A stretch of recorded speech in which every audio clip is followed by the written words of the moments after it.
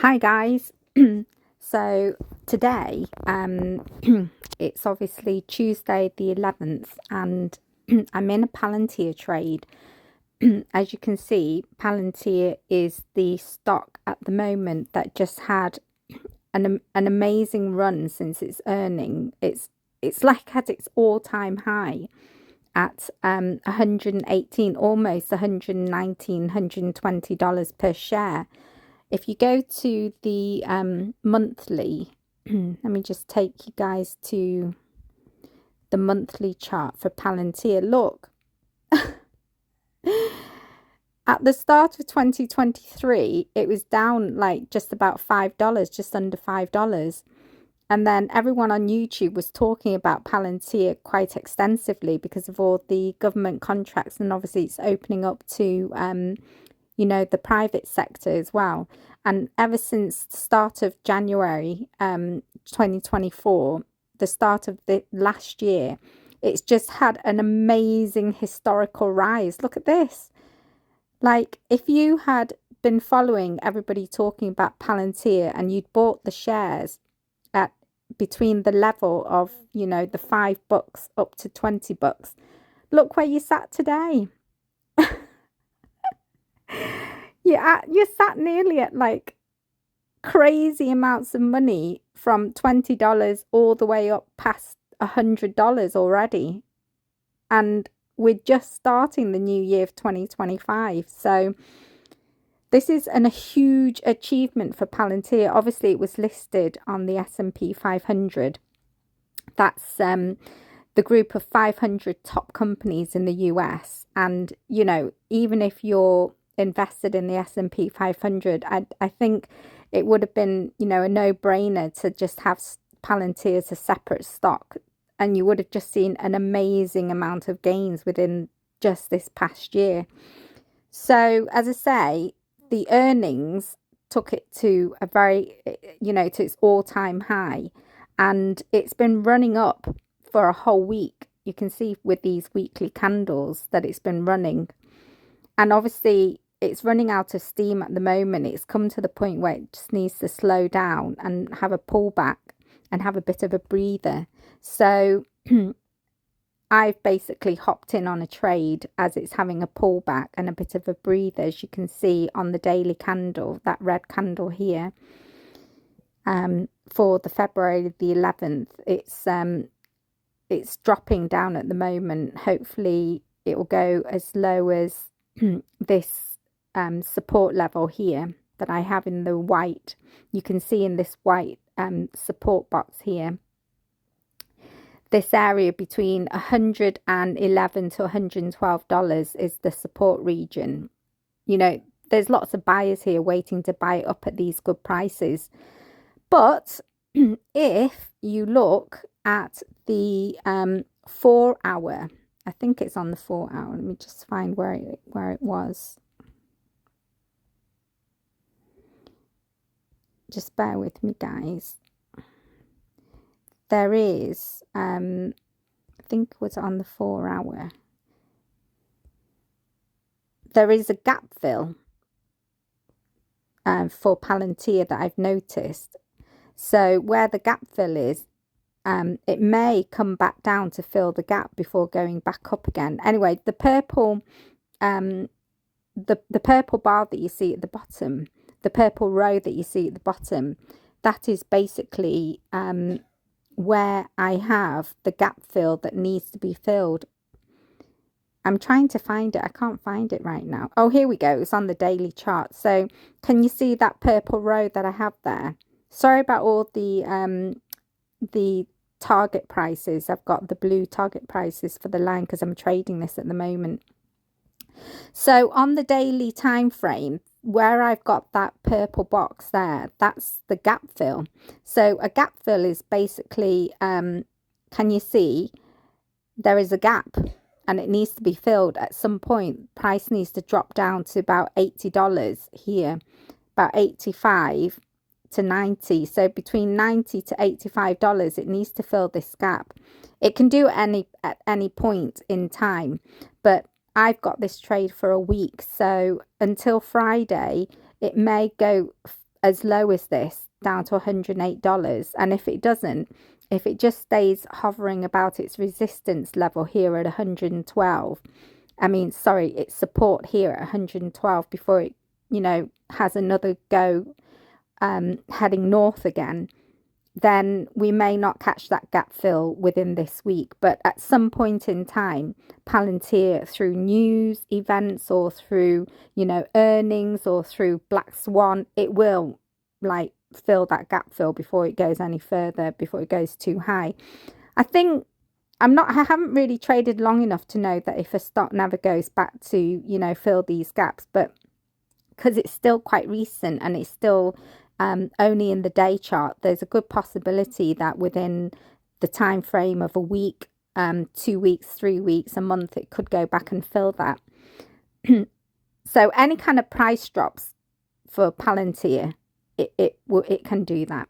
So anyway, as I say, I'm in this trade at the moment. So if I go onto the 30-minute chart, you can see that it went to its all-time high at $117.93, almost $118 here.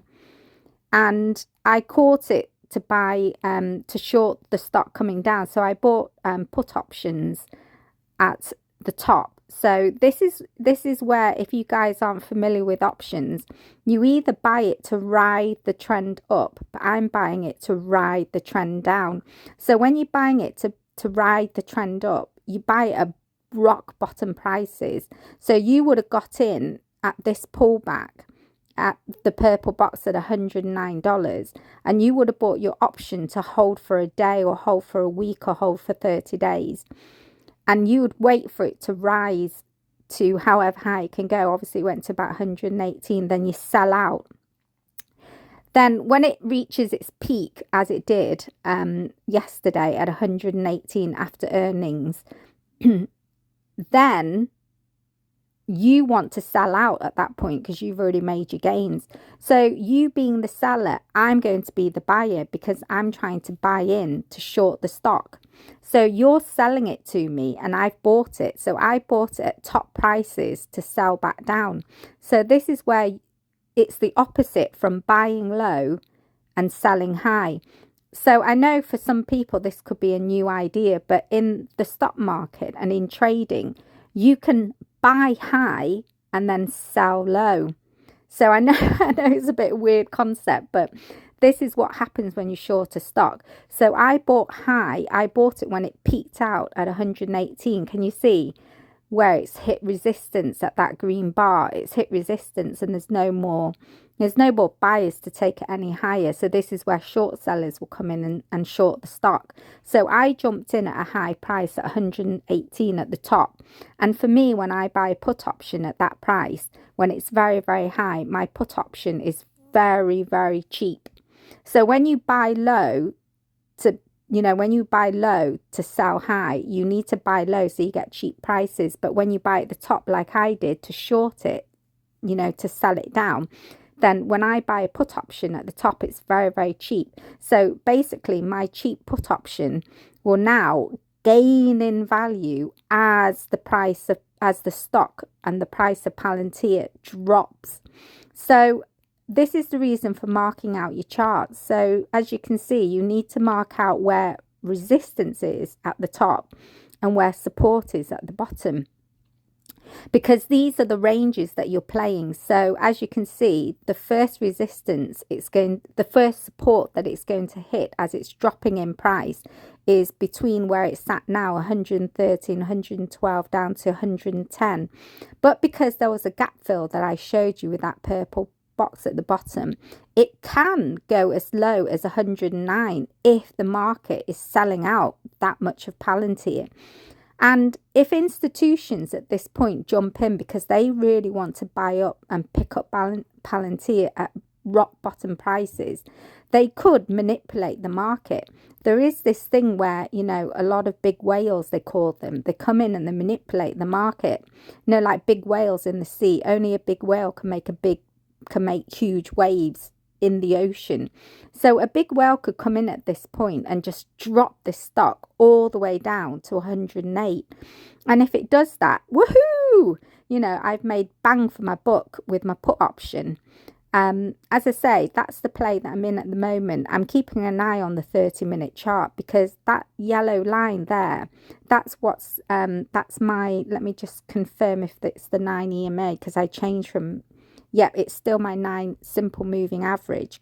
So the 9 EMA is what I'm tracking. If it stays below that 9 EMA moving average, then I'm good that the trend is going down. It's still trending downwards. But there is a little bit of contention, because that green hammer candle that you see there, that's showing that there are some buyers sat at this price here. Look, at $112. There's like a buyer here that's sat to buy it up. Every time it hits 112, it will keep, there's some buyers sitting at 112 to keep buying this up. When all these buyers are out of the market, the sellers will keep selling it down. And that's the whole game, really. So as I say, I'm going to see how far this Palantir stock's going to drop today before I, you know, close out my trade. But as I say, my trade is held for the week. So by the end of, you know, tomorrow, it could go as low as past 110 all the way down to 109.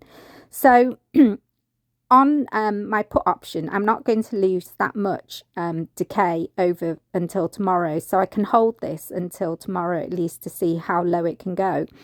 But by the end of today, if there's no movement above my 9 EMA, that yellow line that's trending as following this down. So the 9 EMA, 9 simple moving average, is basically an average of 9 days. That's what it averages. So it gives you a trend line. So instead of you physically like having to draw a trend line like so, like this, instead of you physically having to do that, and like, just, can you see how confusing it is to have it on your chart? You can just have, you know, the 9 EMA from indicators and just watch it. So like I said, this is the trade that I'm in. The 30-minute chart gives me an idea of like where it's sat for the overall picture. But if I go into a 5-minute chart, you can see it hovers above and below that 9 EMA, and I need to make sure that the trend is still going down. So where that white line is, that's my 50-day moving average, and it's still below that. So I can, if I wanted to, draw the trend line on the 5-minute chart so that I can keep an eye on this. So if I draw this trend line here and just change that to red, then I can also keep an eye on this to see that if it breaks above my trend line, like it's trying to here, then there is some movement that it's trying to go back up again. But the thing is, if it goes back up, it will just hit, you know, if it doesn't have enough momentum, it's got 2 resistance points. It will hit the white line, that 50 moving average, and come back down if it doesn't have enough buyers, you know, to push it up. Or it will hit the 200-day moving average, that pink line that you can see, and it, you know, that is another form, another ceiling, another resistant point. So anyway, guys, this is my trade at the moment. I'm in this. I've got this put option. I've got a put option on Palantir until the end of the week. So we'll see how that pans out. I'll give an update tomorrow. I may be out of the trade by tonight if, you know, I didn't want to hold on to it, because as I say, Trump's in office, so you never know what kind of news, you know, can either tank or just like make you play amazing. So it's a volatile time in the markets at the moment, but Palantir at the moment is just, you know, one that is an easy play because it's either going up or down. You just don't want basically stocks to trade when it's in a range. You'll just do like quick scalps with those. But anyway, guys, that's the update for today. Catch you guys later. Matcha tea and out, guys. Bye. Hi, guys. So we're coming towards the evening session of the trading day. It's heading towards 7:30 in the UK. So New York session will close by 9 o'clock. So I'm just going to give a quick update with my Palantir trade. So as I say, I placed a short sell on the Palantir trade. So I'm in a put option at the moment, and I'm just giving you an update on the hourly time frame. As you can see, it's still heading downwards. It's still trading below the 50-day moving average, and it's still below the yellow line, the 9 EMA, 9 moving average, daily moving average. So I'm going to like stick with this trade and hold it, I think, over until tomorrow, because there's a good opportunity that it's not really like, there's not really a pullback. It's still going down. I mean, it could go as far as like 109. So I really want to you know, keep it until tomorrow, in case if I do hit 109, then that's quite a good you know, price to get out of this trade, because obviously I've caught it at the top at 118 and it's going all the way down to 112 at the moment. So anyway, this is just a quick 2-minute update just to let you know where I'm sat with this trade at the moment. If I move on to the 30-minute, you can see if you were intraday trading, can you see there? I'll just show you with this. Can you see there? You could have done that intraday trade with it heading, you know, towards the, like, a quick uptrend before it goes back down again, where those 3 green candles are. You could have done, you know, a quick intraday trade there. But as I say, I'm not interested in doing that. I'm just following the trend. So the trend at the moment is it's still, even though it had a pullback and it went back up to $114 per share, that was just a pullback. So even though it's in its downtrend, as you can see here, it's still in its downtrend. It just had a little bit of a pullback. So it's still downtrending. So I'm going to stick with this and wait for the trend to see how far it follows this trend line all the way down. Hopefully down to 109. If it doesn't go down to 109, then obviously this support at 112 to 111 is like quite a good support. There's lots of buyers, enough buyers to like take it back up again. But I don't know, we'll see by the end of this evening at 9 o'clock when New York session time closes for the UK. We'll see where Palantir ends. But anyway, that's just a quick update, guys. Okay, catch you later. Matcha to you now. Hi guys, this is a quick update for Palantir, the stock that I was trading yesterday. So I'm just giving you an update for Wednesday the 12th. So I was trading this yesterday on a pullback. It's obviously been running since its earnings, and obviously it's had a great move up, and obviously it's reached its resistance, its all-time high, and it's dropping from there. So I placed a put trade on it yesterday, or shorting the stock as they say. So the put that I'm in, I held it overnight on the options play, and I'm just showing you the trading hours on Trading 212. So normally the regular hours, or the New York Stock Exchange opens 9 till 4. So in the UK, 9 a.m. over in New York is about 2:30 UK time. So this is the regular hours of trading. So the New York Stock Exchange will open at 2:30 UK time, and it will finish at 9 o'clock PM tonight, which is 4 PM their time.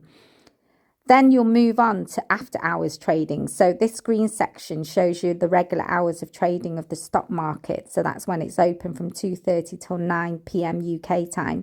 Then after hours, you will go into the Asian market. So that will open from 9 PM all the way up to 1 AM in the morning. And then you'll have the overnight session, which is also Asian time. So over in Asia, they'll be awake while we're all asleep. So that is open from 1 a.m. till 9 o'clock in the morning. And this is when the pre-market, they term it pre-market before regular hours, before the regular hours start trading for, you know, the stocks.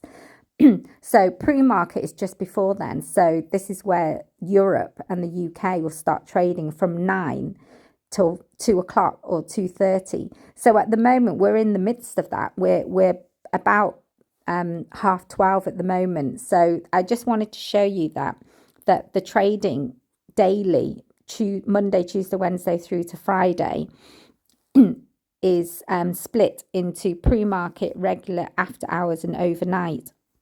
And obviously Saturday and Sunday it's closed. And this is the reason why futures is great, because futures trading is open 24/7. It will close for like an hour during the weekend for, to update information, but it will open over the weekend. So this is why people like trading futures, because you can hop on any time of day to trade futures. But unfortunately, if you trade options or stocks, buy and sell stocks, you can only do it during the regular hours of 2:30 to 9 o'clock. And also, the stock market will follow, holidays. So you have to be aware of like the US holidays when it closes. You'll have odd days like we won't be aware of, such as like the presidential day. They have a day for that. So again, the stock market will be closed that day. So you have to bear this in mind when you're trading. So if you're placing on some trades, and you forget the holidays, well, don't. Okay, so let's move on. I was basically, I was going to show you the Palantir trade that I'm in. So it's a quick update for Palantir. See, on a 30-minute, so I've been tracking this as the stock's been moving down. So I've got a put option on this. So that means I'm shorting it. So it held yesterday. It started bouncing off this support. And if you look on the 30-minute, it looks as though it's still heading down. And there is a pattern that you can play out, which goes like so. So when it's going down, it will normally have a little pullback like this and then continue on its journey. And this is kind of, the way that I'm hoping that this stock will play out. So as I say, everything in here is just, working off technical analysis. So when you read the chart, that could be one possibility. But then if there is like, a sudden news, because Palantir is, I think they're a software-based company and they offer solutions to the government. So if the government today, the US government comes out with, some type of contract that it's declared with Palantir, then you can see this turnaround quite quickly, and it won't follow that, this way of, the chart being analyzed. It won't follow that, but it'll like, have a quick turnaround, do a 360 and go back up. So this is why when you're trading these things, you need to have like risk management. You need to know where your stop loss is. So if you are expecting for this to keep going down, down, down until you reach, the that pink bar is where there's a gap fill.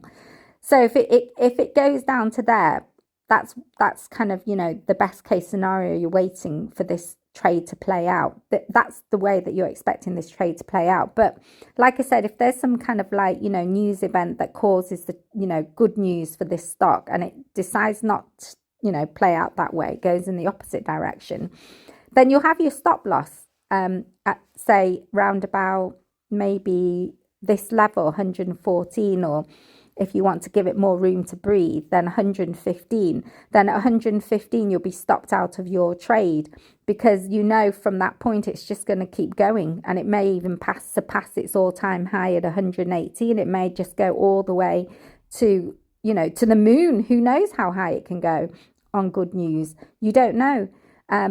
So that's the sentiment of the market at the moment. It's still going down. So the sentiment of the market is people are still selling out of this stock.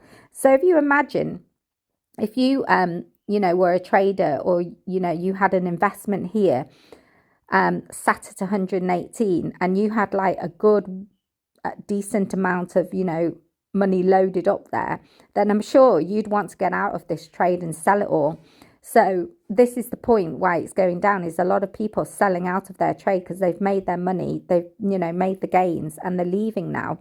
So let's see how long, it takes for the people to leave this party. As I say, my trade plan is I'm hoping it will go all the way down to 108, because that's a really good, because I got in at 118. So if it makes that full move, that's almost $20 there, that move, as in the move is $20, but my options play is obviously, leverage. So not leveraged as in I have a margin, but it's leveraged as in the way the options is, calculated. I will have a huge gain if it moves $20. So yeah, this is just a quick update for Palantir this morning. So if we stick with a 30-minute, it gives you a better indication of, like, if you look at a 15-minute, it's hard to, you know, fathom, you know, clearly. But if you have a 30-minute chart, you can see it's still below the 9 EMA and it's still below the 50 EMA. And obviously those are two qualifying factors to show that it's still on its way down. But the only word of caution I'd have is that 200-day moving average, that pink line that's moving along, it's going up. So if it hits that 200-day moving average and it bounces off that, because that's another level of support, it could bounce. If it bounces off that, then it's still not going all the way down, you know, through that white support zone that I've got there. So that 200-day moving average, keep an eye out for that. But then if you see the 200-day pink line and the 50-day white line, both of those are converging. Can you see that? So on convergence, it can either like keep going down because it's hitting that white resistance and, you know, pushing through that 200-day to keep going down, or it could go in the opposite direction if there's some good news for Palantir today. So either or, we'll keep an eye on for this trade. Anyway, that was just an update, guys. The next one that I'll be giving, keep an eye out for the next video I'll be uploading, is the earnings play for Cisco. So today, Wednesday, the 12th of February, the biggest earning play is Cisco Systems and CVS Healthcare, which is the two that I'm looking at. So catch you guys later. Match teeing out, guys.